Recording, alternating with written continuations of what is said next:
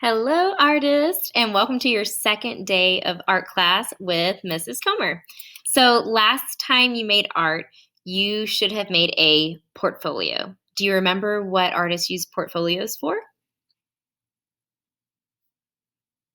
Yes, to collect their art, to keep it safe, to keep it organized, and it's going to help us when we look at our art from point A in the year to point B. So now when we think about being an artist, we're going to talk about making sketchbooks. Can you say sketchbook? So today what we're going to do is we're going to learn about sketchbooks. We're going to talk about what artists use them for. We're actually going to look at some famous artists' sketchbooks that we happen to have pictures of thanks to the internet and researching. And then I'm going to show you some student examples of some homemade sketchbooks. If you are in art class with me, we're going to be making sketchbooks that look very similar to this right here. It's a piece of construction paper, blank paper inside, stapled together, and we get to decorate the outside. If you are at your house doing this lesson, you get to be extra, extra, extra creative because you're going to be using items from your house to make your sketchbook. So again, my name is Mrs. Comer. I am your art teacher this year. And let's talk about things that we're going to do every day in art class. For instance, every day in art class, we will read the objective of the day. We are going to learn the agenda, what we are going to be accomplishing during this specific art lesson. We will be talking about doing turn and talks. We talked about that a little bit last time. If you're in person, you'll be talking with the artist at your table. If you are at your house, you'll be doing called stop and thinks if you are by yourself. However, if you're at your house and you have people around you that you can be talking to about your art, please talk to them. It makes us better artists when we can talk about our art and our ideas. Also, every day we will be creating art. We will be cleaning up. Cleaning up is a super important part of being an artist. And then we like to end with something I call show what you know, which is like an exit ticket. It's showing me what you learned during that art, how you became a better artist through our art lesson. So today, we are going to create and decorate sketchbooks using art supplies of our choice. We are also going to describe the importance of sketchbooks. And if you look right here, here's an artist, and she is actually drawing in a sketchbook. Our agenda, we're going to talk about the art room rules. We're going to view our sketchbook lesson where I talk to you about sketchbooks. Then you're going to do your creating, your cleaning up, and again, show what you know. Here are our art room rules. I think that this is very important whether you are here at school or at your house.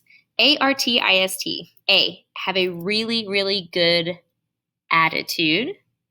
R, be respectful both of people around you and the space you're in and the things you are using. T is think. I want you to understand, be creative, demonstrate what you know. I is imagine. The more unique you are as an artist, the better your art will be, I promise. S is spick and span. Again, art is messy, art is fun, and that's really great, but we can only be making art in our spaces if we know how to clean up after ourselves. Very, very important. And then T is target, stay on target, stay on task. So today's challenge, create a homemade sketchbook. Sketchbook is just a book of paper, generally, where people collect their ideas.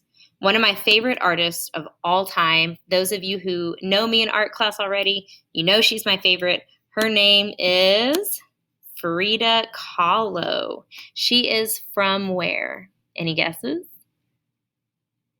She is from Mexico. She is an iconic Mexican female artist. I love her so much. Here's a picture of one of her sketchbook entries and actually a picture of Frida.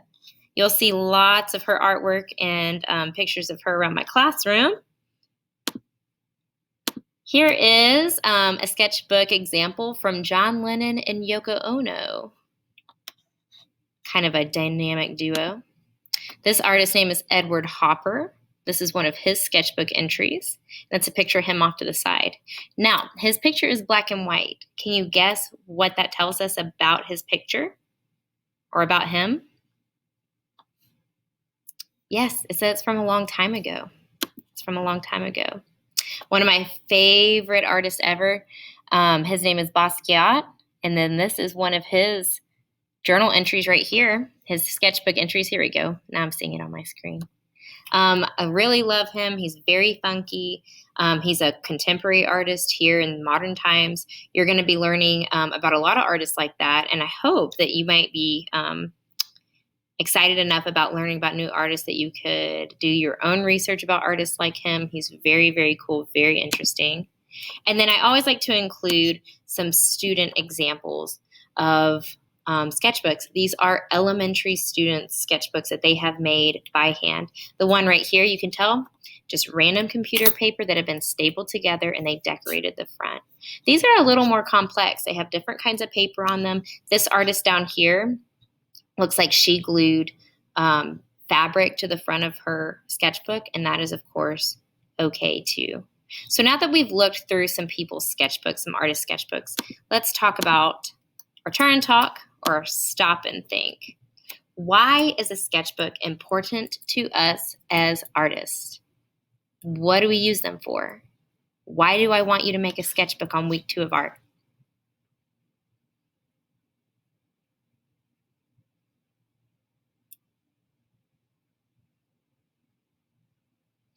One of my favorite answers for this question is that it helps us generate ideas. So artists like to use sketchbooks to capture their ideas. If you've ever had an idea and you're like, "Oh, I have to write that down," art is kind of the same way. Anytime you have a good idea, I want you to be sketching it out in your sketchbook. When I give you prompts and things for our art coming up, like next week, we're going to be doing some drawing modules where we just explore drawing materials. I will be giving you a theme, and you're going to be sketching out ideas based around this theme. And that's going to help you figure out, well, if I'm doing art about my favorite place, I need to be sketching out lots of different places that I love, looking at what I'm sketching, and then finding out what my favorite idea was. I'm not going to know what my best ideas are until I've started to sketch them out, and that is why sketchbooks are important. So let's talk about our sketchbook requirements.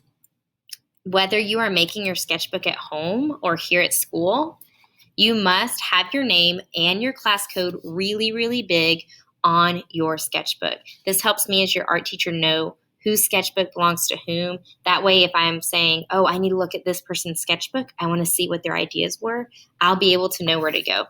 Now, please be creative.